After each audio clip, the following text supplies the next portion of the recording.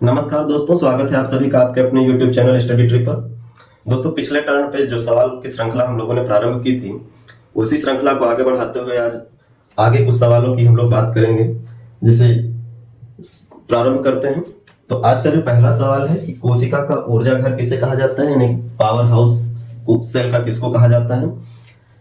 तो सबसे पहले अगर हम लोग थोड़ा सा स्ट्रक्चर को देखें या कोशिका के बारे में थोड़ी सी जानकारी हासिल कर लें कि कोशिका में जो कोशिकांग होते हैं वो कौन कौन से होते हैं, कैसे कार्य करते हैं, जिससे कि आसानी हो हम लोगों को समझने के लिए।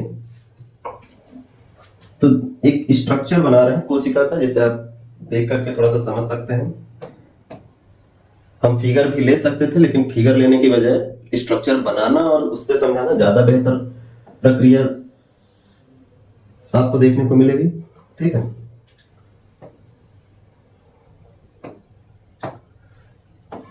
तो कोशिका की अगर हम लोग बात करें तो हम एक प्लांट सेल बनाने का प्रयास कर रहे हैं।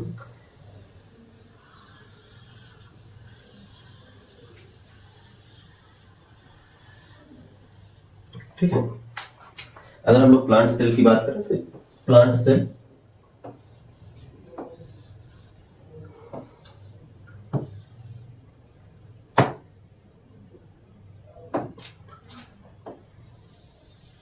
इसमें हम लोग केवल मुख्य मुख्य कोशिकांगों की हम लोग रचना करेंगे और उन्हीं को समझेंगे कि आखिर वो कोशिकांग जो हैं वो क्या काम करते हैं, किस कोशिकांगों को किस नाम से जाना जाता है।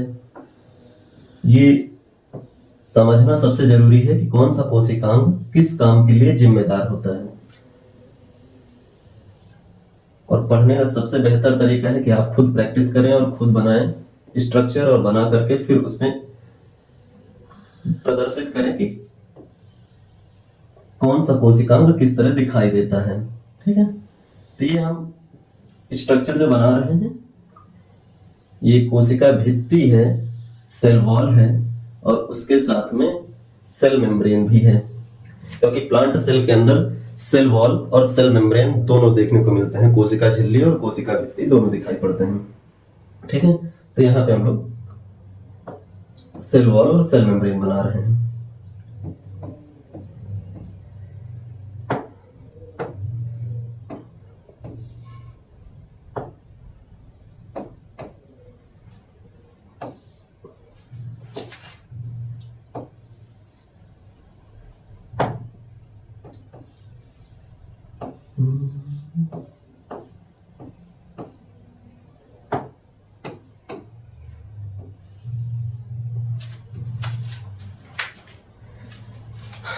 अब सबसे पहले बात करें तो ये जो लेयर है इसको हम लोग कहेंगे सेल वॉल,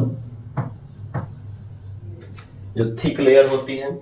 ठीक है, और सेल वॉल या कोशिका भित्ति, और इसके बारे में ध्यान रखिएगा, ये बनी होती है सेलुलोज की, सेलुलोज, जिसके कारण ही पेड़ पौधों की कोशिकाएं कड़ी होती हैं। अगर आपसे सवाल किया जाए पेड़ पौधों की कोशिका कड़ी क्यों होती है, तो सेलुलोज के कारण, सेलुलोज के कारण, जिससे पेड़ पौधों की कोशिका भित्ति बनी होती है, सेल वॉल बनी होती है। ठीक है, इसके अलावा इस पे जो रेड कलर से हमने बनाया है, ये आउटर सेल मेम्ब्रेन और इनर सेल मेम्ब्रेन है, यानी बाह्य कोशिका झिल्ली और अंतः कोशिका झिल्ली है। ठीक है, उसके बारे में हमें ज्यादा कुछ नहीं करना है, क्योंकि हमें देखना है कोशिकांगों के बारे में। यहां हम संक्षिप्त में केवल चर्चा कर रहे हैं, संक्षिप्त में सारी बातें हम लोग करेंगे।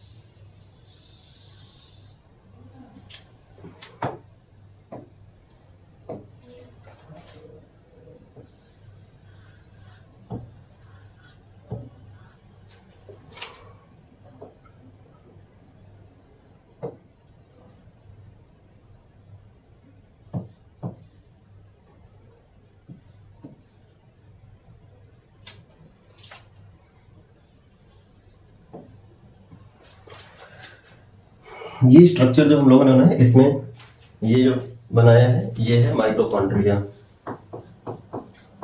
माइटोकॉन्ड्रिया, ठीक है, माइटोकॉन्ड्रिया है। ये जो है ये है हरित लवक या क्लोरोप्लास्ट। क्लोरोप्लास्ट, इसे हरित लवक कहते हैं, हरित लवक कहते हैं। और माइटोकॉन्ड्रिया को हिंदी में सूत्र कणिका कहते हैं, सूत्र कणिका। ये नाम याद रखिएगा कि सूत्र कणिका किसे कहा जाता है, तो माइटोकॉन्ड्रिया को कहा जाता है, ठीक है। ये आपको जो देखने को मिल रहा है अंतःप्रद्रवी जालिकाएं हैं, जिसमें ये खुरदरी अंतःप्रद्रवी जालिका होगी। अंतःप्रद्रवी जालिकाएं दो प्रकार की होती हैं, खुरदरी अंतःप्रद्रवी जालिका जिसे कहा जाता है rough endoplasmic reticulum. Rough endoplasmic reticulum, ठीक है। शॉर्ट में इसको REPR लिखते हैं, रफ एंडोप्लाज्मिक रेटिकुलम। तो ये समझना जरूरी है किसको किस नाम से जाना जाता है। ये भी, ये जो ऊपर आपको देखने मिलेगा इसे हम लोग जानते हैं चिकनी अंतःप्रद्रवी जालिका के नाम से, चिकनी अंतःप्रद्रवी जालिका के नाम से।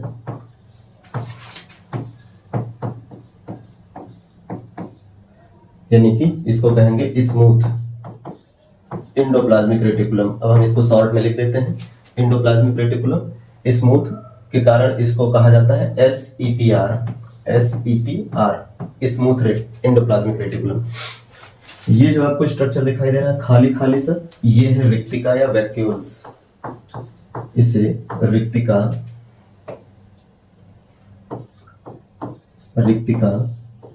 इसी को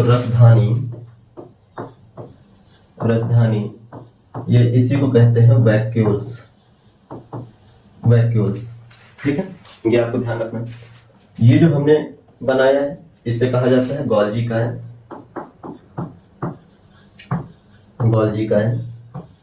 ठीक है। इंग्लिश में गोल्जी बॉडी या गोल्जी कॉम्प्लेक्स भी कहा जाता है इसको।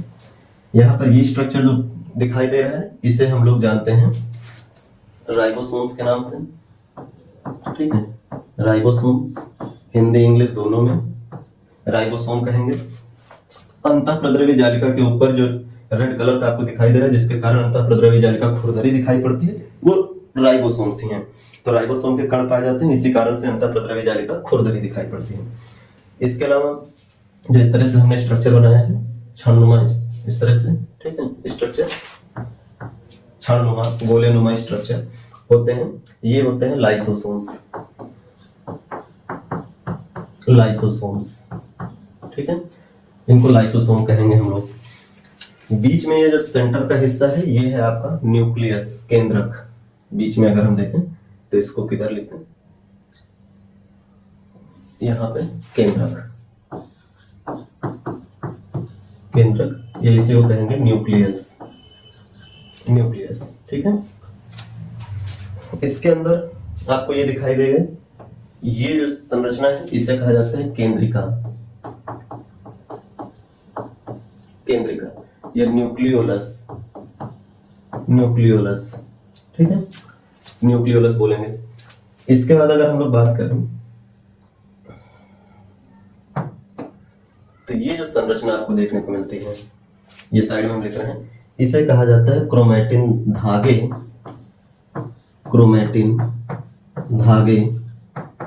या क्रोमैटिन थ्रेड्स,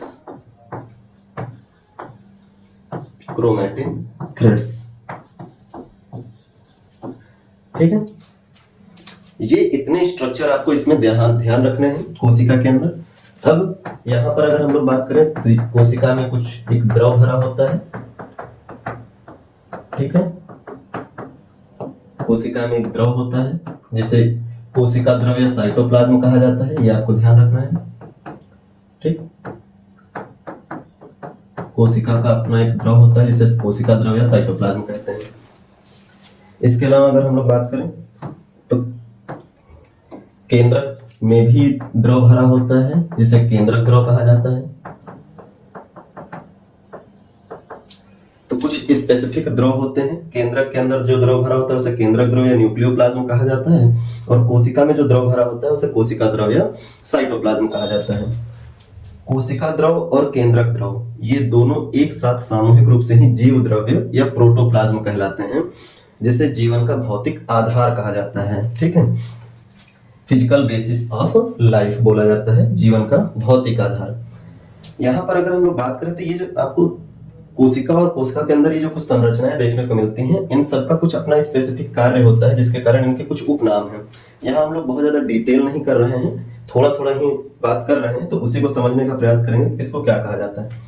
जैसे कोशिका के अंदर पाया जाने वाला जो हरित लवक है, ये कोशिका में प्रकाश संश्लेषण की प्रक्रिया के माध्यम से ग्लूकोज यानी कि पौधों के लिए भोजन का निर्माण करता है और साथ में ऑक्सीजन का निर्माण करता है। तो प्रकाश संश्लेषण की प्रक्रिया करता है, जिससे भोजन बनाते हैं पेड़ पौधे। और ये जो प्रकाश संश्लेषण की प्रक्रिया होती है वो क्लोरोप्लास्ट के अंदर चलती है, क्लोरोप्लास्ट के अंदर होती है, इसीलिए क्लोरोप्लास्ट को कोशिका का रसोई घर कहा जाता है। इसे अगर हम लोग बात करें, इसके लिए एक दूसरा हम स्थान ले लेते हैं। ठीक है, जैसे हरित लवक की बात करेंगे या क्लोरोप्लास्ट की बात करेंगे कि इसको क्या कहा जाता है, क्लोरोप्लास्ट। तो इसे कहा जाता है कोशिका का रसोई घर, रसोई घर यानी kitchen of the cell, kitchen of the cell, क्योंकि इसी भाग में प्रकाश संश्लेषण की प्रक्रिया होती है और पेड़ पौधे भोजन का निर्माण करते हैं, साथ में ऑक्सीजन उत्पन्न करते हैं, और वही ऑक्सीजन हम लोग श्वसन की क्रिया में और पेड़ पौधे भी श्वसन की क्रिया में ग्रहण करते हैं। दूसरे स्ट्रक्चर की अगर हम लोग बात करें तो यहाँ पर माइटोकॉन्ड्रिया आपको दिखाई पड़ता है, सूत्रकणिका जिसको कहेंगे। श्वसन की क्रिया में जब हम लोग सांस लेते हैं तो हम लोग क्या होता है, जो भी खाना या भोजन खाए हुए होते हैं उस भोजन का अंतिम उत्पाद जो होता है वो ग्लूकोज होता है।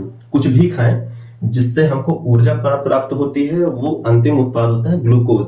उसी ग्लूकोज को माइटोकॉन्ड्रिया ऑक्सीजन की प्रेजेंस में तोड़ता है, जिसे हम लोग श्वसन क्रिया कहते हैं, और ऑक्सीजन की प्रेजेंस में ग्लूकोज को तोड़ करके माइटोकॉन्ड्रिया के अंदर ऊर्जा उत्पादित करता है। अब यहाँ पे सारी ऊर्जा माइटोकॉन्ड्रिया के अंदर नहीं मिलती है। ग्लूकोज का एक अणु के टूटने पर हमें टोटल 38 एटीपी की ऊर्जा मिलती है, इसे हम अभी आगे वो करेंगे, जिसमें से 2 एटीपी की ऊर्जा ग्लूकोज के यहाँ पर कोशिका द्रव के अंदर टूटने से हो जाती है, क्योंकि श्वसन की क्रिया में एक चक्र चलता है। इसको भी यहाँ पे थोड़ा सा हल्का से समझ लें, ठीक है, माइटोकॉन्ड्रिया के साथ में ही लिख करके कि क्या होता है, क्योंकि बहुत सारे तथ्य आप एक साथ अगर रिलेट करके पढ़ते हैं तो आपको बार बार कोई चीज पढ़ने की जरूरत नहीं पड़ती है। ठीक है, इसे ही हम लोग सूत्रकणिका कहते हैं, सूत्रकणिका। ठीक, अभी इसे कोशिका का पावर हाउस कहा जाता है। तो ऐसा क्यों कहा जाता है पावर हाउस, इसी को देखेंगे। तो देखिए, श्वसन की क्रिया होती है, श्वसन क्रिया थोड़ा सा बस समझेंगे, इसमें ज्यादा नहीं समझेंगे क्योंकि काफी लंबा टॉपिक है, बस हमको काम की बात लेनी जो इंपॉर्टेंट इस जगह से रिलेट कर जाए। तो देखिए, जो श्वसन की क्रिया है इसमें हमने क्या कहा कि ग्लूकोज होता है, जो भी हम लोग खाते हैं जिससे हम ऊर्जा प्राप्त करते हैं वो अंतिम रूप से उत्पाद के रूप में होता है, तो ग्लूकोज होता है। और ग्लूकोज को जब हम लोग ऑक्सीजन की प्रेजेंस में तोड़ते हैं तो बदले में हम लोग बाहर निकालते हैं कार्बन डाइऑक्साइड गैस, ये बाहर रिलीज करते हैं, साथ में जल को भी हम लोग रिलीज करते हैं, और साथ में हम 38 एटीपी की ऊर्जा बनाते हैं। यानी कि ग्लूकोज का जब एक अणु टूटता है तो हमें 38 एटीपी की ऊर्जा मिलती है। और ये 38 एटीपी की ऊर्जा की बात करें तो यही ऊर्जा इक्विवेलेंट होती है 686 किलो कैलोरी एनर्जी के, किलो कैलोरी ऊर्जा के इक्विवेलेंट होते हैं। अब तोड़ने में कितने ऑक्सीजन के अणु काम करते हैं तो ध्यान रखेंगे, एक ग्लूकोज के अणु को तोड़ने के लिए ऑक्सीजन के 6 अणु लगते हैं, और जब 6 अणु ऑक्सीजन के ग्लूकोज के एक अणु को तोड़ते हैं तो बदले में 6 अणु कार्बन डाइऑक्साइड के और 6 ही अणु जल के बाहर निकलते हैं, तभी रिएक्शन बैलेंस होता है। नहीं तो आप चेक कर सकते हैं रिएक्शन बैलेंस है कि नहीं है। तो यहाँ कार्बन के 6 अणु हैं, मॉलिक्यूल्स हैं, यहाँ कार्बन के 6 हैं, हाइड्रोजन के कितने हैं तो इधर 12 हैं, इधर 6 दूनी 12 हैं। ऑक्सीजन के कितने हैं तो 6 ये हैं और 6 दूनी 12, 12 और 6 18, तो 6 दूनी 12 ये हो गए और 6 ये हो गए 18। तो रिएक्शन इस तरह से बैलेंस हुआ, मतलब कि ग्लूकोज के एक अणु को तोड़ने में 6 ऑक्सीजन के अणु लगे और 6 कार्बन डाइऑक्साइड बाहर निकला और 6 जल के अणु बाहर निकले। ये सवाल कई बार पूछे जाते हैं कि ग्लूकोज के अणु को तोड़ने में ऑक्सीजन के कितने अणु की आवश्यकता होती है, तो ध्यान रखेंगे 6 अणु। और ये भी पूछ लेता है कि ग्लूकोज के एक अणु के टूटने पर कितने अणु कार्बन डाइऑक्साइड या कितने अणु जल के मुक्त होते हैं, तो 6 अणु कार्बन डाइऑक्साइड और 6 अणु ही जल के मुक्त होते हैं। ऊर्जा कितनी बनती है? 38 ATP। अब ये जो समूची ऊर्जा है, इसको बनाने में ग्लूकोज एक ही बार में नहीं टूटता है, ऑक्सीजन की प्रेजेंस में एक बार में नहीं टूटता। ग्लूकोज के टूटने के लिए 2 प्रक्रियाएं चलती हैं, ठीक है। अगर हम इसको थोड़ा सा बस हल्का सा समझ लें तो ध्यान रखेंगे, श्वसन की क्रिया 2 मुख्य चरणों में पूरी होती है, जबकि टोटल 3 चरण होते हैं श्वसन की प्रक्रिया के पूरे होने में। ऑक्सी श्वसन की बात कर रहे हैं, जिसमें ऑक्सीजन की प्रेजेंस होती है। अनऑक्सी श्वसन 2 प्रकार से होती है, ऑक्सी यानी एरोबिक रेस्पिरेशन, अनऑक्सी श्वसन यानी एनएरोबिक रेस्पिरेशन। हम लोग एरोबिक रेस्पिरेशन की बात कर रहे हैं, ऑक्सी श्वसन की बात कर रहे हैं, जिसमें ऑक्सीजन की प्रेजेंस में हम लोग तोड़ते हैं। क्योंकि हम लोग सांस लेते हैं तो ऑक्सीजन ग्रहण करते हैं और उसके सहारे जो शरीर में पहले से ग्लूकोज मौजूद होता है उसको तोड़ते हैं, ठीक है, ऊर्जा बनाने के लिए। जबकि मांसपेशियों में हमारे शरीर की अनऑक्सी श्वसन होती है, एनारोबिक रेस्पिरेशन होता है, वो दूसरा टॉपिक है, उसमें हम लोग बात करेंगे। अब जो ऑक्सी श्वसन है वो 2 मुख्य चरण, टोटल 3 चरण में पूरी होती है। मुख्य चरण की बात करें तो एक होती है ग्लाइकोलिसिस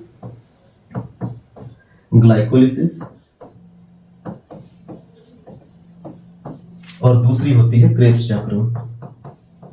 ग्लाइकोलिसिस और क्रेब्स चक्र। ग्लाइकोलिसिस को ईएमपी पाथवे भी कहा जाता है, ये ध्यान रखना है। ग्लाइकोलिसिस चक्र को ईएमपी पाथवे भी कहते हैं। ईएमपी पाथवे से ई से मतलब है एम्बडेन, साइंटिस्ट हैं जिन्होंने खोजा था। मेयरहाफ और पार्सन, एम्बडेन, मेयरहाफ, पार्सन 3 लोग थे जिन्होंने मिलकर के इस ग्लाइकोलिसिस प्रक्रिया की खोज करी थी, इसीलिए इसको ईएमपी पाथवे कहा जाता है। अब देखिए 2 मुख्य चरण है, ग्लाइकोलिसिस, क्रेब्स चक्र। तीसरा जो चरण आता है इसे आप कह सकते हो, ये केवल और केवल जो एनएडीपी में ऊर्जा बनती है उसको एटीपी में कन्वर्ट करने में काम आता है, जिसे कहते हैं ईटीएस, इलेक्ट्रॉन ट्रांसपोर्ट सिस्टम, ठीक है, इलेक्ट्रॉन स्थानांतरण तंत्र या इलेक्ट्रॉन ट्रांसपोर्ट सिस्टम। ये जो 2 प्रक्रियाएं हैं ये माइटोकॉन्ड्रिया में होती हैं, यही माइटोकॉन्ड्रिया में होती हैं, माइटोकॉन्ड्रिया में होती है। जबकि ग्लाइकोलिसिस की जो प्रक्रिया है या क्रेब्स चक्र की प्रक्रिया है, ये जो चलती है ये कोशिका द्रव में चलती है, कोशिका द्रव के अंदर यानी साइटोप्लाज्म में चलती है, साइटोप्लाज्म में चलती है। तो कोशिका द्रव या साइटोप्लाज्म में ग्लाइकोलिसिस चक्र चलता है और क्रेब्स चक्र और इलेक्ट्रॉन ट्रांसपोर्ट सिस्टम ये माइटोकॉन्ड्रिया के अंदर चलती है। अब देखिए दोनों प्रक्रियाओं में होता क्या है, ये सवाल पूछा हुआ है, एमपी पुलिस के एग्जाम में पूछा गया है और भी कई जगहों पे पूछा गया है कि ग्लाइकोलिसिस प्रक्रिया कोशिका में किस स्थान पर संचालित होती है। तो आपको ध्यान रखना है कोशिका द्रव में चलती है, जो ये कोशिका का ये वाला हिस्सा है, ये बाहर आपको जो लिक्विड भरा हुआ दिखाई देता है, यहाँ पे ग्लाइकोलिसिस प्रक्रिया चलती है। अब अगर हम बात करें ये दोनों प्रक्रियाएं जो चलती हैं, इन दोनों प्रक्रियाओं में क्या कार्य होता है, तो सबसे पहले जो ग्लाइकोलिसिस चक्र है ना, ग्लाइकोलिसिस इसके बारे में ध्यान रखिएगा कि ये वो प्रक्रिया है जिसमें ग्लूकोज टूटता है पायरुविक अम्ल में, यानी ग्लूकोज पायरुविक अम्ल में टूटता है, ठीक है। ग्लूकोज टूटता है ग्लाइकोलिसिस चक्र में पायरुविक अम्ल में, और ये टूटता है ऑक्सीजन की प्रेजेंस में। ऑक्सीजन की प्रेजेंस में ग्लूकोज टूट गया और ये जो प्रक्रिया चल रही है कहाँ, कोशिका द्रव में चल रही है। पायरुविक अम्ल जब बनता है तो इसके 2 अणु बनते हैं, 2 मॉलिक्यूल बनते हैं। ग्लूकोज के एक अणु के टूटने पर पायरुविक अम्ल के 2 मॉलिक्यूल बनते हैं। और ध्यान रखेंगे साथ में टोटल 4 एटीपी की एनर्जी भी बनती है, यहाँ पे 4 एटीपी की ऊर्जा। यानी ग्लाइकोलिसिस चक्र वो प्रक्रिया है जो कोशिका द्रव में चलती है, जिसमें ग्लूकोज ऑक्सीजन की प्रेजेंस में टूटता है और पायरुविक अम्ल के 2 अणु बनाता है और 4 एटीपी की ऊर्जा मुक्त करता है। अब इसी को यहाँ पे अगर देखा जाए कोशिका में, तो आप कह सकते हैं कि ग्लूकोज कोशिका द्रव में यहाँ पे टूटा इस जगह पर, तो इसने पायरुविक अम्ल बनाया और बदले में 4 एटीपी की ऊर्जा बनाई, ठीक है। अब ये जो 4 एटीपी की ऊर्जा है, उस 4 में से 2 एटीपी की ऊर्जा खर्च हो जाती है इस पायरुविक अम्ल को माइटोकॉन्ड्रिया में ले जाने के लिए, ठीक है। अब पूरी प्रक्रिया ऐसे ही कार्य करती है कि ग्लाइकोलिसिस की प्रक्रिया कोशिका द्रव में चलती है, जिसमें ग्लूकोज टूटता है, पायरुविक अम्ल बनता है। पायरुविक अम्ल को माइटोकॉन्ड्रिया में ले जाने में 2 एटीपी ऊर्जा खर्च हो जाती है। टोटल बनी थी 4 एटीपी, 2 एटीपी खर्च हो जाती है और बच जाती है कितनी? 2 एटीपी बाहर बच जाती है, यानी कोशिका द्रव में से। यहां से अगर हम लोग बात करें तो टोटल 4 एटीपी की ऊर्जा है। इस 4 में से पायरुविक अम्ल को क्रेब्स चक्र की चक्र प्रक्रिया चलाने के लिए, इसको हम यहां पे लिख लें, ठीक है। जितना बेहतर आप समझ सकते हैं किसी सवाल को पकड़ करके, उतना बेहतर समझने की कोशिश कर लें। तो ग्लाइकोलिसिस चक्र की हम लोग बात कर रहे हैं। इसमें हमने कहा कि ग्लूकोज टूट जाता है ऑक्सीजन की प्रेजेंस में, क्या बनाता है? पायरुविक अम्ल, पायरुविक एसिड या पायरुविक अम्ल बनाता है। और इसके बनने पे साथ में मिलती है total 4 ATP energy, 4 ATP energy, ठीक। अब यही जो पायरुविक अम्ल है, ये जो पायरुविक अम्ल है, इसके 2 मॉलिक्यूल बने हैं। इसी पायरुविक अम्ल को माइटोकॉन्ड्रिया में ले जाने के लिए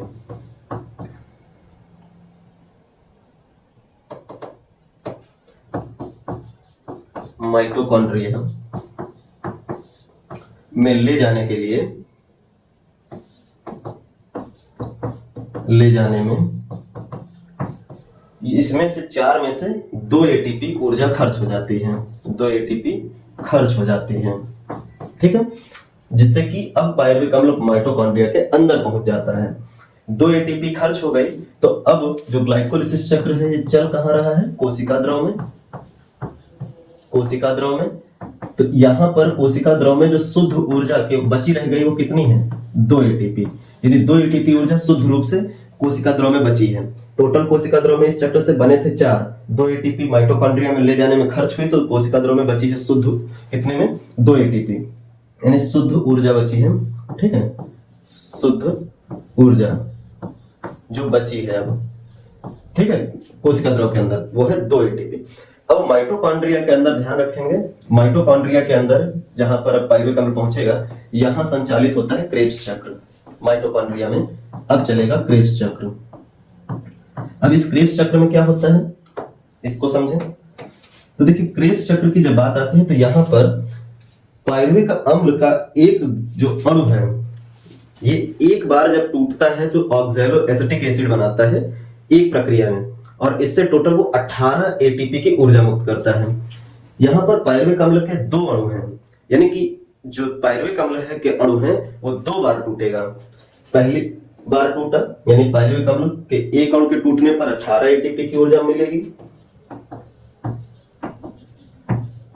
पायरुविक अम्ल का एक अणु अगर टूटता है तो ये ऑक्सैलो एसिटिक एसिड बनाता है,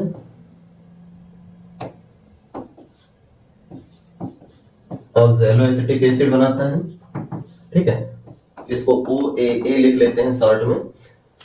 इस पूरी प्रक्रिया में एक पायरुविक अम्ल जब टूटने की प्रक्रिया होती है तो ऑक्सैलो एसिटिक अम्ल बनता है, और साथ में बदले में ये टूट करके जो एनर्जी बनाता है वो एनर्जी होती है 18 एटीपी।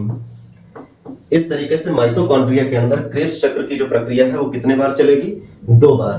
ध्यान रखेंगे, 2 बार। ग्लूकोज के एक अणु के टूटने के लिए ग्लाइकोलिसिस की प्रक्रिया एक बार पूर्व चलती है और क्रेब्स चक्र की प्रक्रिया 2 बार चलती है। ग्लाइकोलिसिस एक बार, क्योंकि ग्लूकोज का एक अणु 2 पायरुविक अम्ल में टूटता है, लेकिन जब क्रेब्स चक्र चलती है तो पायरुविक अम्ल का एक अणु पहले चलता है तो ऑक्सैलो एसिटिक एसिड और 18 एटीपी ऊर्जा बनाता है। फिर दोबारा टूटता है, यानी दूसरी बार दूसरा पायरुविक अम्ल का टूटेगा, तो ये दूसरी बार जब टूटेगा, यानी कि 2 पायरुविक एसिड टूटेंगे तो एक बार फिर से 18 एटीपी की ऊर्जा मिलेगी, 18 एटीपी। तो टोटल अगर ऊर्जा की बात करें माइटोकॉन्ड्रिया में क्रेब्स चक्र के चलने से, तो ये बन जाती है 36 एटीपी, 36 एटीपी ऊर्जा, ठीक है। यही आपको ध्यान रखना है। कई जगह पे कई सारे लोग, बहुत सारे लोग जो हैं वो ग्लूकोज के टूटने पे 36 एटीपी ही ऊर्जा लिख देते हैं। कई जगहों पे बहुत सारे लोग जो हैं वो क्या कहते हैं, सारी प्रक्रिया को माइटोकॉन्ड्रिया में ही चला देते हैं। लेकिन आपको ध्यान रखना है, सारी प्रक्रिया श्वसन की माइटोकॉन्ड्रिया में कंप्लीट नहीं होती है। शुरुआती प्रक्रिया जो ग्लाइकोलिसिस चक्र के चलने की बात है, जिसको EMP पाथवे भी कहेंगे, ईएमपी पाथवे भी कहेंगे। ये प्रक्रिया कोशिका द्रव में चलती है और कोशिका द्रव में चलने पर ग्लूकोज का एक अणु पायरुविक अम्ल के 2 अणु में टूटा, 4 एटीपी ऊर्जा बनाया, 2 एटीपी ऊर्जा माइटोकॉन्ड्रिया में इस अणु को ले जाने में खर्च किया, तो कोशिका द्रव में बची है कितनी, 2 एटीपी। माइटोकॉन्ड्रिया में जब पायरुविक अम्ल गया तो वहां क्रेब्स चक्र की प्रक्रिया चली। एक बार पायरुविक अम्ल टूटा तो ऑक्सैलोएसिटिक एसिड बनाया, साथ में 18 एटीपी ऊर्जा बनाया। ये क्रेब्स चक्र की एक प्रक्रिया हुई। लेकिन 2 अणु हैं तो क्रेब्स चक्र कितनी बार चलेगा, 2 बार चलेगा। तो क्रेब्स चक्र 2 बार चला तो पायरुविक अम्ल का दोनों अणु टूटा, 18 और ऊर्जा मिली, टोटल ऊर्जा कितनी मिल गई, 36 एटीपी। तो ग्लूकोज के एक अणु के टूटने पर 2 एटीपी ऊर्जा कोशिका द्रव में और 36 एटीपी ऊर्जा आपको मिल गई माइटोकॉन्ड्रिया में। तो टोटल आपको ऊर्जा कितनी मिल जाती है, 38 एटीपी। ठीक है, तो यहाँ पर अगर हम लोग बात करें तो यही चीज इस तरह से कि जो श्वसन की प्रक्रिया है इसमें आपको देखने को मिलता है ग्लाइकोलिसिस प्लस क्रेब्स चक्र। क्रेब्स चक्र, ठीक, ये प्रक्रिया आप लिखेंगे, इसे आप ऐसे ही नोट कर लेंगे तो ये याद रहेगा। कोशिका द्रव्य में चलती है और ये प्रक्रिया माइटोकॉन्ड्रिया में चलती है, माइटोकॉन्ड्रिया में चलती है। ठीक है, इसके बारे में आप लिखेंगे, ये एक बार में पूरी होती है, ये 2 बार में पूरी होती है, 2 बार में पूरी होती है। इसके बारे में आप लिख लेंगे कुल 4 एटीपी ऊर्जा बनता है, ऊर्जा 2 एटीपी खर्च, 2 एटीपी का लाभ।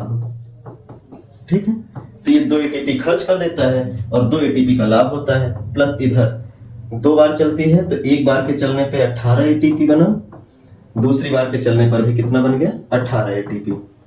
और ये जो प्रक्रिया है ये क्रेब्स चक्र की है। तो टोटल 18 और 2 मिला करके श्वसन की क्रिया में टोटल ऊर्जा कितनी मिली, 38 एटीपी। ये टोटल ऊर्जा है। अब इस जगह पे आप ध्यान रखिएगा यहाँ पर कि ये जो ऊर्जा आपको देखने को मिलती है 2 एटीपी, ये वाली जो ऊर्जा है ये कोशिका में मिलती है और ये वाली जो ऊर्जा है ये माइटोकॉन्ड्रिया में मिलती है। यानी माइटोकॉन्ड्रिया के अंदर 36 एटीपी ऊर्जा प्राप्त होती है, 36 एटीपी माइटोकॉन्ड्रिया के अंदर मिलता है। माइटोकॉन्ड्रिया, और ये इक्विवेलेंट होता है 673 किलो कैलोरी के।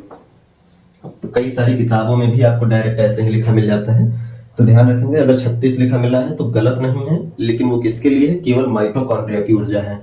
लेकिन जब श्वसन की प्रक्रिया में ग्लूकोज टूटता है तो ग्लाइकोलिसिस भी चलती है ऑक्सीश्वसन की क्रिया में, और ऐसा होता है तो 2 एटीपी ऊर्जा और मिलता है, टोटल 38 एटीपी की ऊर्जा हो जाती है। ठीक है, तो ये पूरी प्रक्रिया हम लोग यहाँ पे बात करें। अब देखिए यहाँ बार बार शब्द आ रहा है एटीपी, एटीपी ऊर्जा इसी में हम लोगों को मिल रही है। तो एटीपी का जो पूरा नाम है, एटीपी का पूरा नाम है ये होता है एडिनोसिन ट्राइफॉस्फेट, एडिनोसिन ट्राइफॉस्फेट। और क्योंकि हमें जो ऊर्जा मिलती है वो इसी रूप में मिलती है और इसी रूप में हम लोग खर्च करते हैं, तो एटीपी को हम लोग ऊर्जा सिक्का या एनर्जी कॉइन कहते हैं।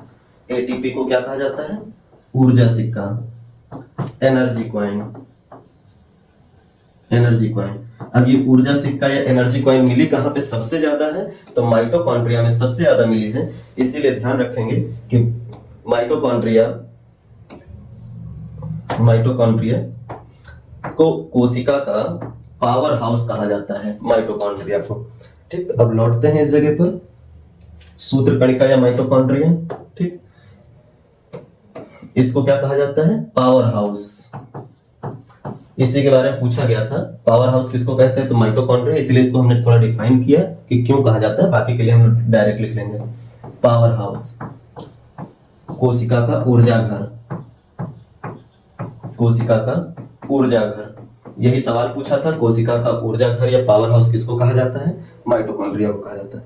अब कुछ अन्य जो नाम है, ठीक है, अब जैसे कुछ अन्य नाम है इनके बारे में हम लोग लिख लेंगे कि किसको क्या कहा जाता है। तो यहाँ पे जैसे अगर हम लोग बात करें तो 2 नाम वहां हो गए हैं, हरित लौह, माइटोकॉन्ड्रिया। तीसरे की बात करें तो यहाँ पे रसधानी, रिक्तिका या वैक्यूल जिसको कहा जाता है, ठीक है।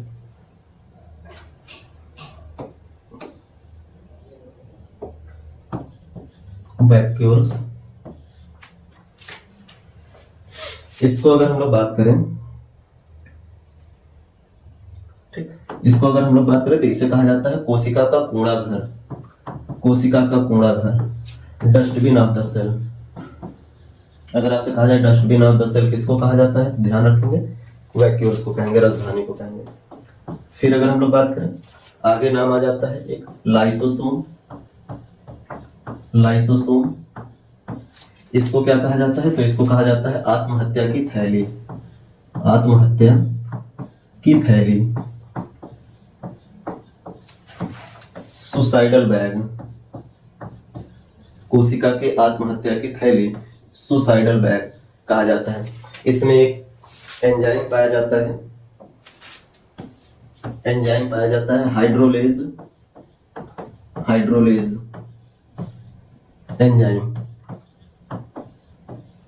जब भी कोई कोशिका टूट फूट जाती है, खराब हो जाती है, सही से कार्य नहीं कर पाती है, तो उस कोशिका के खत्म करने की प्रक्रिया में लाइसोसोम बड़ी मात्रा में अपने अंदर हाइड्रोलेज एंजाइम बनाना शुरू कर देता है, जिससे कि ये हाइड्रोलेज से भर जाता है और भरने के बाद अचानक से फट जाता है, क्योंकि लाइसोसोम के अंदर इस एंजाइम के भरने की भी अपनी एक क्षमता होगी, क्षमता से ज्यादा होगा तो तनाव होगा, और तनाव के कारण जब लाइसोसोम फटेगा तो पूरी कोशिका में हाइड्रोलेज एंजाइम फैल जाएगा, जिससे कि पूरी कोशिका में हाइड्रोलेज के फैलने से कोशिका का पाचन हो जाता है, यानी कोशिका जो होती है वो पूरी तरह से समाप्त हो जाती है। जैसे एसिड में किसी चीज को डाल दिया जाए तो गल जाती है, वैसे ही हाइड्रोलेज कोशिका को गला देता है, इसीलिए इसको आत्महत्या की थैली कहा जाता है।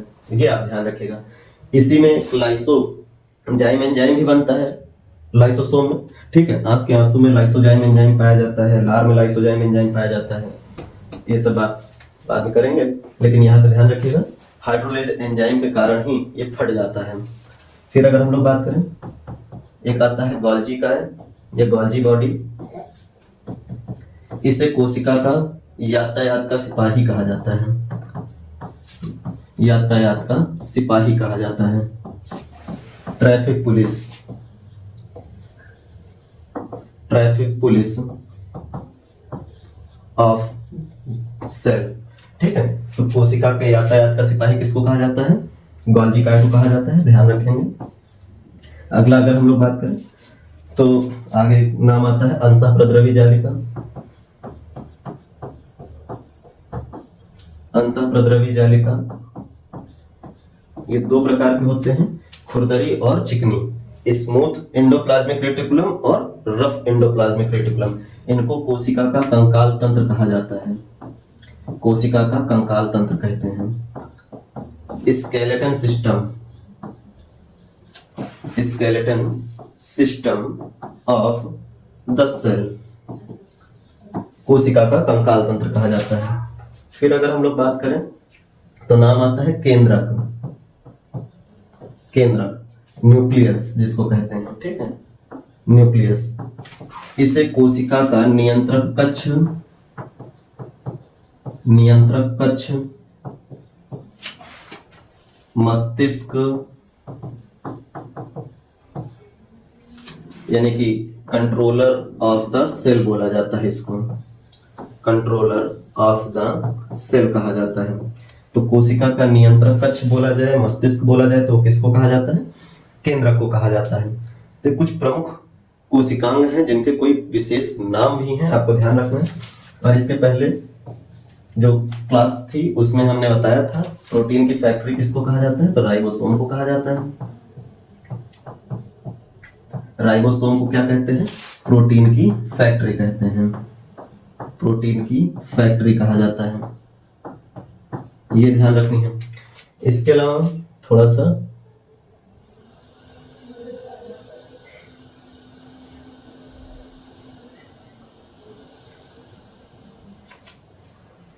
इसमें नाम ऐड करते हैं, कुछ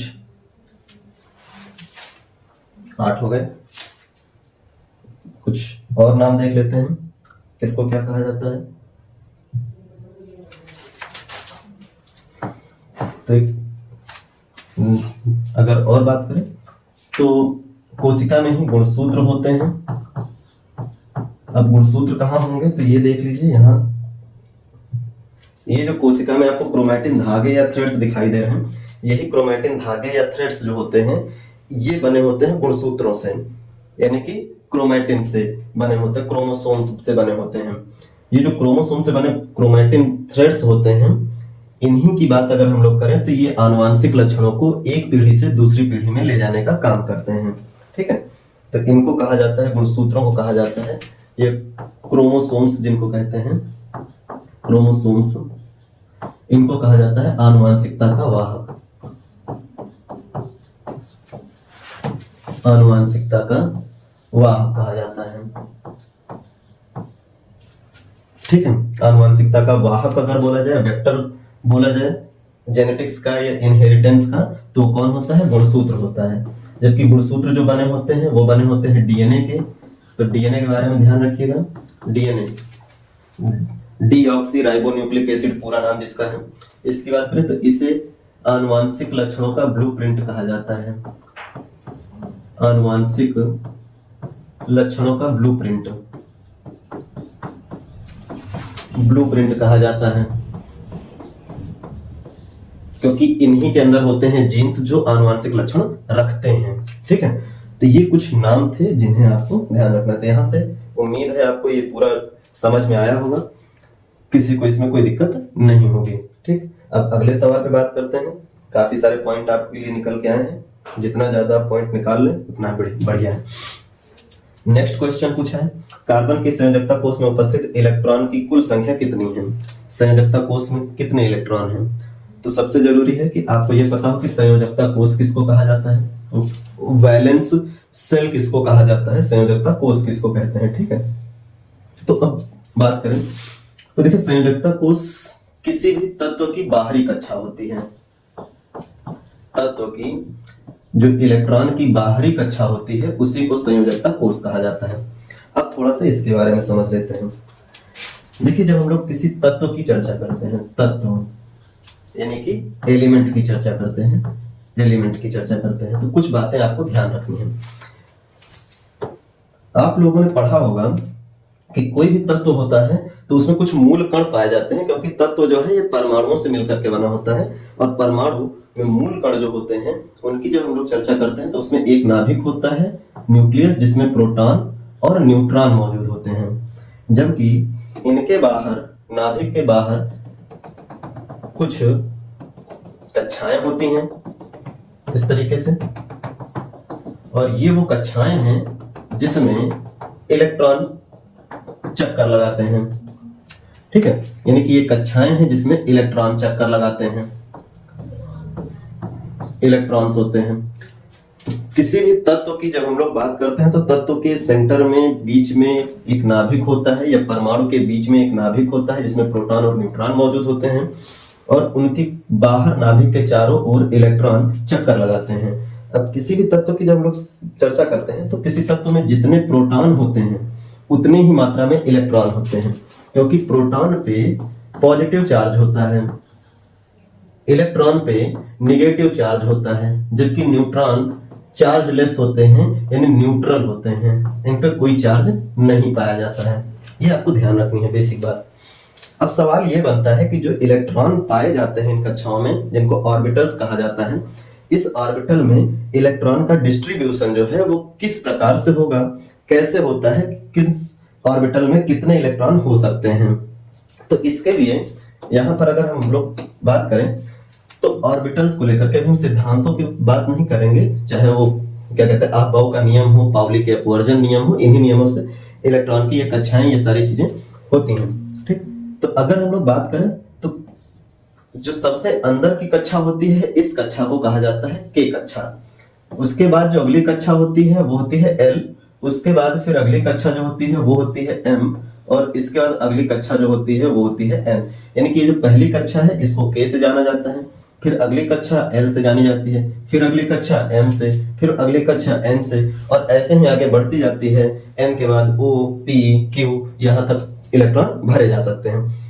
लेकिन वर्तमान में जो तत्व ज्ञात हैं उन ज्ञात तत्वों की संख्या है 118 नॉन एलिमेंट्स हैं वर्तमान समय में। जो आवर्त सारणी हम लोग पढ़ते हैं उसमें जो तत्वों को रखा गया है उनकी कुल संख्या है 118। अब कोई भी तत्व के अंदर जो प्रोटॉन है वो तो सेंटर में होंगे, न्यूट्रॉन है वो सेंटर में होंगे, लेकिन जो इलेक्ट्रॉन है वो इन कक्षाओं में किनारों पे चक्कर लगाते रहते हैं। इन्हीं कक्षाओं में चक्कर लगाते हुए इलेक्ट्रॉन किसी भी तत्व के जिस बाहरी कोष में अंतिम रूप से भरे जाते हैं उसी को कहा जाता है संयोजकता कोष। ठीक है, वैलेंस सेल कहा जाता है। अब जैसे एग्जाम्पल की बात करते हैं, एग्जाम्पल लेते हैं। जैसे अगर हम लोग सबसे बेसिक कार्बन ही पूछा गया तो कार्बन की अगर हम लोग बात करते हैं तो कार्बन का परमाणु क्रमांक होता है 6।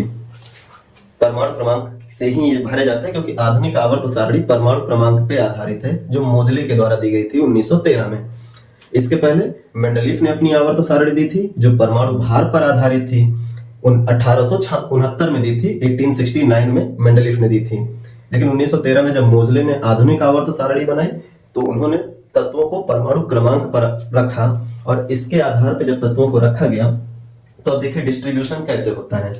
तो कुछ बातें ध्यान रखनी है। हमने क्या कहा, इलेक्ट्रॉन के भरने के लिए कक्षाएं कितनी हैं? कक्षा, इलेक्ट्रॉन को भरने के लिए कक्षा कौन कौन सी है? के कक्षा है, एल कक्षा है, एम कक्षा है, एन कक्षा है और आगे चलेंगे तो और भर सकते हैं। लेकिन इन्हीं कक्षाओं के अंदर अगर देखा जाए तो कुछ उप कक्षा या उपकोष होते हैं, सब ऑर्बिटल्स होते हैं, सब ऑर्बिटल या उपकोष होते हैं। ठीक है, जैसे उपकोष की बात करें तो चार प्रकार के उपकोष पाए जाते हैं। जैसे के की बात करें तो इसमें केवल एस उपकोष पाया जाता है। एल की बात करें तो इसमें एस और पी उपकोष पाया जाता है। एम की बात करें तो एस पी डी ये तीन पाए जाते हैं और एन की बात करें तो एस पी डी और एफ ये उपकोष पाया जाता है। इन्हीं उपकोष के आधार पर तत्वों को भरा जाता है। अब बात आती है कि किसी भी उपकोष में कितना जगह होता है कि वो इलेक्ट्रॉन को भर सके। तो देखिए अब उपकोष के अंदर पाए जाते हैं कक्षक। उपकोष के अंदर क्या होते हैं? कक्षक होते हैं, सेल होते हैं। ठीक है, पहले क्या था? ऑर्बिटल, सब ऑर्बिटल, अब सेल है। यही जो सेल होंगे इसी को हम लोग देखेंगे कि किसमें क्या होते हैं। तो एस की बात करें तो एस में केवल एक ही कक्षक होता है, एक कक्षक। और एक कक्षक की बात करें तो इस एक कक्षा में हम लोग अधिकतम 2 इलेक्ट्रॉन भर सकते हैं। इस तरीके से ऐसे करके हम लोग 2 इलेक्ट्रॉन भर सकते हैं।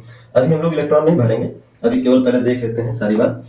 जब यहाँ पर अगर एल वाले में बात करें तो एल में एस भी है तो एक एस का ऑर्बिटल मिल जाएगा।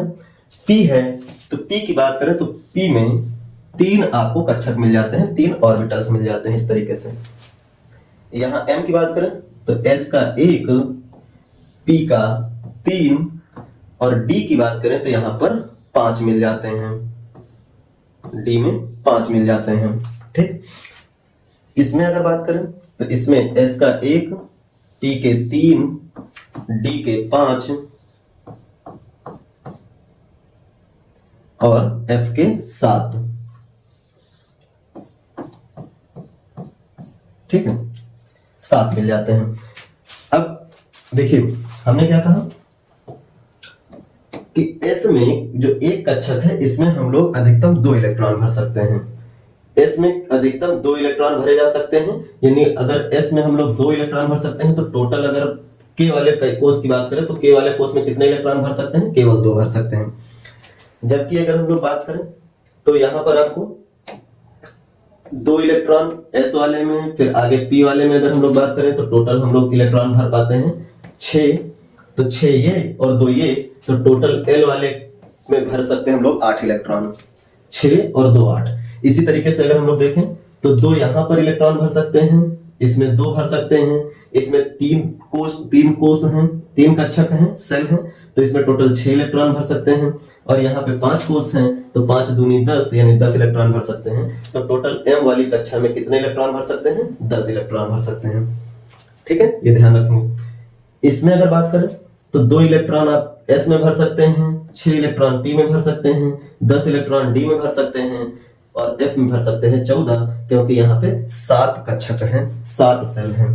तो टोटल अगर आप ये जोड़ोगे तो आपको मिलेगा, सॉरी यहाँ पे 18 होगा। ठीक है, 10 8 18। इसमें अगर हम लोग बात करें तो आप जोड़ोगे तो आपको मिलेगा 32 इलेक्ट्रॉन। तो K कक्षा में हम लोग 2 इलेक्ट्रॉन भर पाते हैं, L कक्षा में 8, M में 18, N में 32।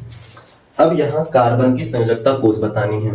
आप अगर संयोजकता कोष बता लेंगे तो फिर इससे ही आप कौन सा तत्व किस ब्लॉक का तत्व है, वो S ब्लॉक का है या P ब्लॉक का है या D ब्लॉक का है या F ब्लॉक का है, किस ब्लॉक का तत्व है वो पता कर लेते हैं। क्योंकि कोई तत्व किस ब्लॉक का है ये निर्धारित होता है कि उस तत्व के अंतिम इलेक्ट्रॉन किस कोष में भरे हैं। अगर किसी तत्व के लास्ट के इलेक्ट्रॉन S में भरे हैं तो S ब्लॉक का होगा, लास्ट के इलेक्ट्रॉन P में भरे हैं तो P ब्लॉक का होगा, लास्ट के इलेक्ट्रॉन D में भरे हैं तो D ब्लॉक का होगा, और आखिरी इलेक्ट्रॉन F में भरे हैं तो F ब्लॉक का तत्व होगा। ये F ब्लॉक तक के तत्वों की बात भी आ जाती है। अब देखिए 6 इलेक्ट्रॉन है, अब 6 इलेक्ट्रॉन है कार्बन। अब आपको पता है नाभिक के चारों तरफ, तो नाभिक में है प्रोटॉन और न्यूट्रॉन। ठीक, थोड़ा सा इसको बड़ा कर देते हैं ताकि समझ में आए। नाभिक में है प्रोटॉन और न्यूट्रॉन, इनसे हमें कोई मतलब नहीं है, हमें मतलब है इलेक्ट्रॉन की कक्षा से। इलेक्ट्रॉन की पहली कक्षा है K, पहली कक्षा है K में हम कितने इलेक्ट्रॉन भर पाते हैं 2। यहाँ टोटल है कितने 6, यानी कि पहली वाली कक्षा में हम कितने इलेक्ट्रॉन बना सकते हैं 2 इलेक्ट्रॉन। इस वाली कक्षा में हमने 2 इलेक्ट्रॉन टहला दिए। ठीक है, अब बात आती है दूसरी कक्षा में। दूसरी इसके बाद कक्षा आएगी कौन सी L में हम लोग कितने भर सकते हैं 8। टोटल कितने भर सकते हैं 8। 2 भर चुके हैं हम पहले 6 में से, बचे हैं कितने 4। तो L वाली कक्षा में हम लोग कितने भरेंगे 4। 1 2 3 4, हमने 4 भर दिए। ये है जो L कोष है, यही कार्बन की संयोजकता कोष है, जिसमें टोटल कितने इलेक्ट्रॉन हैं 4 भरे गए हैं। अभी भरे कितने जा सकते हैं, तो टोटल इसमें 8 भरे जा सकते हैं, तो टोटल 8 भर सकते हैं, लेकिन है कितने 4, यानी 4 की जगह खाली है। ठीक है, तो ये ध्यान रखना कि संयोजकता कोष जो बाहरी कोष है उसमें कितने इलेक्ट्रॉन है 4 इलेक्ट्रॉन है, और इसीलिए कार्बन जो है बाहरी कोष में अपने 4 इलेक्ट्रॉन जो रखता है। और नियम आता है, अष्टक नियम है केमिस्ट्री में, कि किसी भी तत्व को अपने आप को स्टेबल रखने के लिए, स्थायी रखने के लिए अपने बाहरी कोष में 8 इलेक्ट्रॉन को पूरा करना पड़ता है, जिससे वो किसी से क्रिया करके स्थायी हो जाए, स्टेबल हो जाए। तो कोई तत्व किसी के साथ क्रिया ही इसी कारण से करता है, जिससे कि वो अपने आप को स्थायित्व प्रदान कर पाए, क्योंकि बाहरी कोष में 8 इलेक्ट्रॉन पूरे नहीं होते हैं। यहाँ कार्बन के बाहरी कोष में भी 8 इलेक्ट्रॉन पूरे नहीं है, इसलिए कार्बन भी रिएक्शन करता है और कार्बन 4 इलेक्ट्रॉन किसी से भी ले करके अपने आप को स्थायी कर सकता है, ऑक्टेट बना सकता है।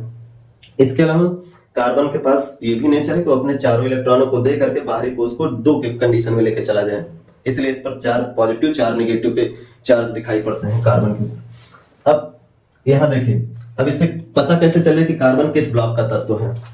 K में केवल S ब्लॉक है और S में 2 इलेक्ट्रॉन भरे हैं। L में आपको S भी दिख रहा है और P भी दिख रहा है, 2 दिख रहे हैं। तो शुरुआत के 2 इलेक्ट्रॉन तो इसमें भर गए, लेकिन अगले जो 2 इलेक्ट्रॉन हैं वो किस ब्लॉक में गए हैं P ब्लॉक में गए हैं, P वाले ब्लॉक में। इसीलिए अगर कार्बन की बात करें तो कार्बन किस ब्लॉक का तत्व होता है P ब्लॉक का तत्व होता है। आप इसे ऐसे ही सीधे लिख सकते हैं, क्योंकि जब भी तोड़ते हैं तो 2 8 में टूटेगा, तो 8 है नहीं यहाँ पर, तो बचे कितने हैं, क्योंकि 2 8 18 इस तरह से टूटता है पर आवर्त सारणी के अकॉर्डिंग। ठीक, जबकि यहाँ पे हैं कितने 8 ना होकर के कितने बच रहे हैं 4, तो 2 और 4 बाहरी कोष यही है और इसमें है कितने 4 इलेक्ट्रॉन। उम्मीद है बात सारी समझ में आई होगी। अब एक आध एग्जाम्पल अगर हम लोग इसी कोष की बात करके लेना चाहें तो इस तरीके से ले सकते हैं, उठा सकते हैं। अगर आपसे कह दीजिए बताओ ऑक्सीजन के बाहरी कोष में या संयोजकता कोष में कितने इलेक्ट्रॉन हैं, तो इसको अगर आप तोड़ोगे तो 2 और 6 में टूटेगा। ये जो है इसका बाहरी कोष है ऑक्सीजन का, जिसमें 6 इलेक्ट्रॉन भरे हैं। तो ऑक्सीजन के संयोजकता कोष में कितने इलेक्ट्रॉन हैं 6। ये जो संयोजकता कोष में भरे हुए इलेक्ट्रॉन हैं, इसी से किसी तत्व की संयोजकता निर्धारित होती है। इसके पास बाहरी कोष में 6 इलेक्ट्रॉन हैं, बाहरी कोष में 8 इलेक्ट्रॉन होने चाहिए नियम के अनुसार। इसके पास कितने की कमी है 2 की कमी, तो ये बाहर से 2 इलेक्ट्रॉन ले लेगा, तो इस पर 2 नेगेटिव के चार्ज आ जाते हैं। तो सवाल यही बनता है कि जो चार्ज हैं पॉजिटिव या नेगेटिव कब आते हैं, तो जब कोई तत्व इलेक्ट्रॉन ग्रहण करता है तो चार्ज कैसा हो जाता है, निगेटिव तत्व पर, यानी वो ऋण आयन बनाता है, निगेटिव आयन बनाता है। और वही जब तत्व इलेक्ट्रॉन का त्याग करता है तो चार्ज कैसे आएंगे, पॉजिटिव, वो धन आयन बनाता है। अब ऐसा क्यों होता है, तो किसी भी तत्व में जितने प्रोटॉन होते हैं उतने ही इलेक्ट्रॉन होते हैं।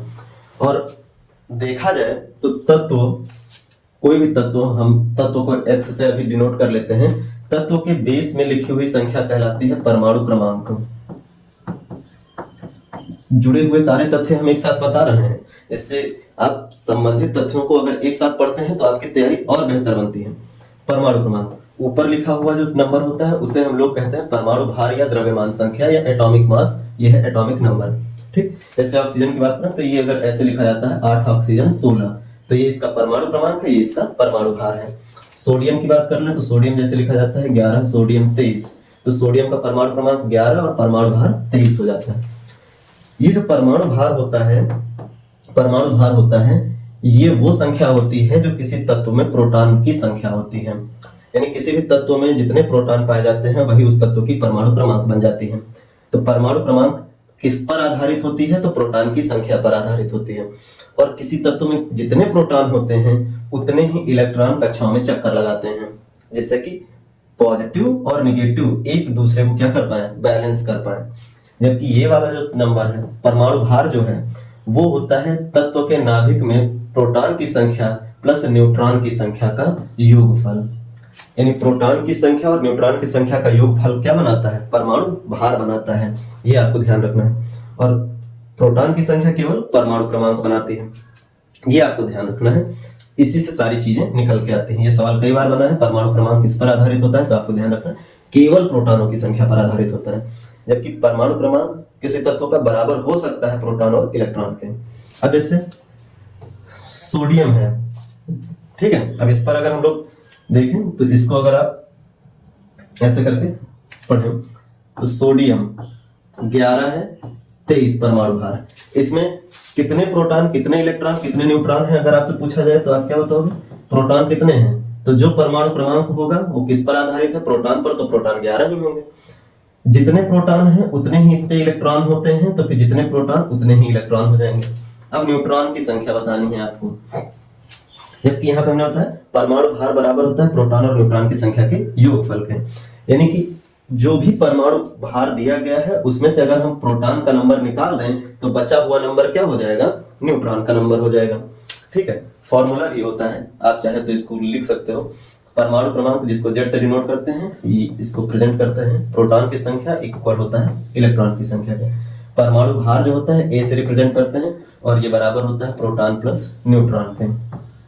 ठीक, ऐसे तो न्यूट्रॉन निकालने के लिए आप चाहे तो इस तरह से यूज कर सकते हैं, वहां परमाणु भार की जगह पे आपको नंबर लिखना पड़ेगा, फिर प्रोटॉन की जगह नंबर लिखिए, फिर घटाइए। इससे अच्छा है डायरेक्ट 23 से 11 घटा लीजिए, तो 23 से 11 घटाएंगे तो यहाँ न्यूट्रॉन का नंबर कितना मिल जाएगा, 12 मिल जाएगा। अब सोडियम पर चार्ज कितने होंगे इसको बताना है। तो देखिए सोडियम को अगर हम लोग लिखेंगे तो ये 2, 8 और 1 में टूटेगा। ठीक है, क्योंकि के में आप कितने भर सकते हैं, 2, एल में कितने भर सकते हैं, 8, एम में भर सकते हैं 18, यानी कि आगे एम में पहुंचा है, 8 तक फिलअप कर चुके हैं, एम वाली कोर्स में पहुंचे हैं, 18 भर रहे हैं। ये जो 18 है इसमें 1 भर रहे हैं। और किसी भी तत्व को स्थायी करने के लिए और किसी से क्रिया करने के लिए जरूरी क्या होता है कि वो बाहरी कोष में अपने कितने इलेक्ट्रॉन रखें, बाहरी कोष में कितने इलेक्ट्रॉन बनाए रखें, 8। ठीक है, हाइड्रोजन छोड़ दिया जाए और लिथियम छोड़ दिया जाए, बेरिलियम छोड़ दिया जाए, कार्बन को अगर कह दिया जाए और बोरान को कर दिया जाए, तो ये कुछ ऐसे तत्व हैं जो बाहरी कोष में 2 इलेक्ट्रॉन भी अपने आप को रख करके स्थायित्व प्रदान कर लेते हैं, किसी से क्रिया करने के लिए बाहरी कोष में 2 इलेक्ट्रॉन बनाने के प्रयास में भी रहते हैं। लेकिन बाकी जितने तत्व हैं वो ऑक्टेट बनाने के प्रयास में रहते हैं, अष्टक बनाने का प्रयास करते हैं। तो सोडियम क्या करता है, अपना ये 1 इलेक्ट्रॉन निकाल देता है, बाहर त्याग देता है।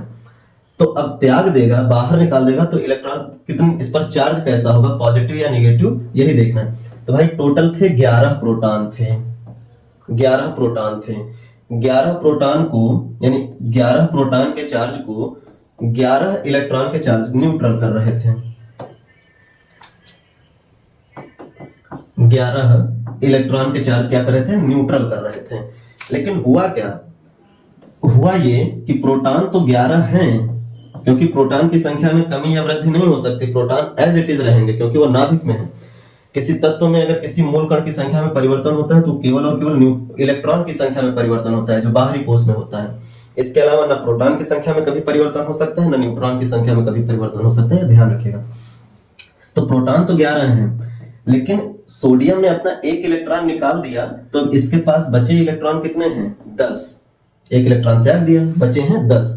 तो 10 इलेक्ट्रॉन 10 प्रोटॉन को ही मैनेज करेंगे। यहां से 10 प्रोटॉन मैनेज करेंगे, लेकिन अभी भी एक प्रोटॉन क्या हो जाएगा, एक्स्ट्रा बच जाएगा। ठीक है, एक जो प्रोटॉन है वो एक्स्ट्रा बच जाएगा। तो जो एक एक्स्ट्रा प्रोटॉन बचा हुआ है वही इस सोडियम पर एक इलेक्ट्रॉन के निकलने से चार्ज उपलब्ध करा देगा। तो इस तरीके से सोडियम पर एक पॉजिटिव चार्ज आ जाता है। इसी तरीके से दूसरे कुछ तत्व हैं, उनको भी हम लोग अगर समझने का प्रयास कर लें, एक सवाल जिससे कि और कर लेते हैं, थोड़ा सा जितना बेहतर प्रैक्टिस हो जाए। जैसे कि क्लोरीन की बात कर लेते हैं। क्लोरीन का होता है 17, परमाणु क्रमांक 17 होता है। चार्ज की बात कर रहे हैं, अब इलेक्ट्रॉन प्रोटॉन की बात नहीं कर रहे हैं। अच्छा, कर लेते हैं वो भी। इसका परमाणु भार होता है 35.5। इसमें अगर हम लोग बात करें तो प्रोटॉन कितने होंगे, 17, इलेक्ट्रॉन कितने होंगे, 17, न्यूट्रॉन कितने होंगे, तो 35.5 में से 17 घटाओगे तो बचेगा 18.5 न्यूट्रॉन बचेंगे। अब अगर हम लोग इसको ब्रेक करें, क्लोरीन को ब्रेक करें, टूटेगा किसमें, तो 2, 8 और फिर 7, K, L, M, N ऐसे चलेंगे।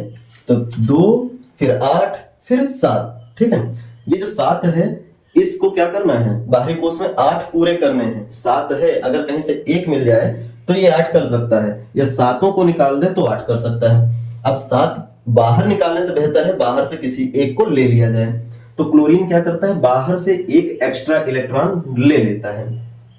और जब बाहर से एक एक्स्ट्रा इलेक्ट्रॉन लेता है तो यहां देखिए प्रोटॉन इसके पास कितने हैं, 17 प्रोटॉन हैं। इलेक्ट्रॉन कितने हैं, 17। दोनों एक दूसरे के चार्ज को बैलेंस कर रहे हैं। लेकिन बाहर से एक एक्स्ट्रा इलेक्ट्रॉन आ जाने के बाद अब इलेक्ट्रॉनों की संख्या टोटल है 18। बाहर से जब एक एक्स्ट्रा आ गया तो इलेक्ट्रॉन कुल कितने हैं, 18। 18 में से 17 इलेक्ट्रॉन को 17 प्रोटॉन तो बैलेंस कर दे रहा है, लेकिन एक इलेक्ट्रॉन जो एक्स्ट्रा आया है उसको बैलेंस करने के लिए अब कुछ बचा नहीं है, तो इसीलिए क्लोरीन पर एक निगेटिव का चार्ज आ जाता है। इसी तरह से आयंस बनते हैं, पॉजिटिव और नेगेटिव। ठीक है, उम्मीद है आपको यहाँ कोई दिक्कत नहीं हुई होगी। और अगर बात की जाए कि क्लोरीन की संयोजकता कोष कौन सी होगी, संयोजकता कोष और उसकी संयोजकता कोष में कितने इलेक्ट्रॉन होंगे, तो क्लोरीन की संयोजकता कोष है जिसमें 7 इलेक्ट्रॉन हैं। तो क्लोरीन की संयोजकता कोष में कितने इलेक्ट्रॉन, 7। सोडियम की संयोजकता कोष में कितने इलेक्ट्रॉन, 1। इसी तरीके से अगर कहा जाए ऑक्सीजन का दिया गया था तो इसकी संयोजकता कोष में 6। फ्लोरीन की कह दें तो फ्लोरीन का होता है परमाणु क्रमांक 9, तोड़ देते हैं तो 2, 7। इसकी संयोजकता कोष में कितने इलेक्ट्रॉन है, 7। मैग्नीशियम की बात कर लें, मैग्नीशियम का 12 होता है, तोड़ देते हैं तो 2, 8, 2 में टूटता है। इसकी संयोजकता कोष में कितने इलेक्ट्रॉन है, 2। यानी किसी भी तत्व के बाहरी कोष में जितने इलेक्ट्रॉन होते हैं उसी बाहरी कोष को ही हम लोग संयोजकता कोष कहते हैं, जिस पर ही किसी इलेक्ट्रॉन की वैलेंसी या संयोजकता टिकी होती है, जिससे ही निर्धारित होती है। ये बात आप ध्यान रखिएगा। तो उम्मीद है यहां तक आपको कोई दिक्कत नहीं हुई होगी। तो अब पूछा है कार्बन की संयोजकता कोष में कुल कितनी संख्या होती है इलेक्ट्रॉनों की। ठीक है, संयोजकता कोष में तो कार्बन का परमाणु क्रमांक है 6, 2, 4 बाहरी कोष है ये वाला जिसमें है 4 इलेक्ट्रॉन। तो कार्बन के बाहरी कोष यानी संयोजकता कोष में इलेक्ट्रॉनों की संख्या कितनी है, 4। तो जवाब होगा 4। ठीक है, तो 2 सवाल। तो यहां तक उम्मीद है किसी को कोई दिक्कत नहीं हुई होगी। आज इतना ही रखते हैं। 2 ही सवाल से हम लोगों ने बहुत सारे पॉइंट निकाल लिए हैं, बहुत सारे तथ्य समझ लिए हैं। आगे अगले पार्ट में हम लोग दूसरा सवाल जो नेक्स्ट होगा उसको लेके चलेंगे। देखिए थोड़े थोड़े सवाल से ही हम लोग बहुत सारे अगर सवाल सीख रहे हैं, सीखने को मिल रहा है, तो इसी को अगर आप सीखते हैं, करते हैं तो कंटेंट बहुत अच्छे से तैयार हो जाएगा। और कभी भी क्वेश्चन पढ़े तो उससे रिलेटेड जितने पॉइंट बन सकते हैं कोशिश करें उन पॉइंट्स को आप ऐड ऑन करते चलें, लिखते चलें, समझते चलें। क्योंकि कंटेंट में आप एक बार पढ़ चुके होते हैं तो दोबारा में केवल आपको प्रैक्टिस करनी होती है। यहाँ पे आप प्रैक्टिस कर रहे हैं। ठीक है, इसके बाद हम लोग टॉपिक भी पढ़ेंगे, जो टॉपिक हम लोगों ने छोड़ा हुआ है जहां पे उस जगह पढ़ेंगे। तो आज इतना ही रखते हैं, बाकी की चर्चाएं हम लोग अगले दिन करेंगे, अगली क्लास में। आज इतना ही, धन्यवाद।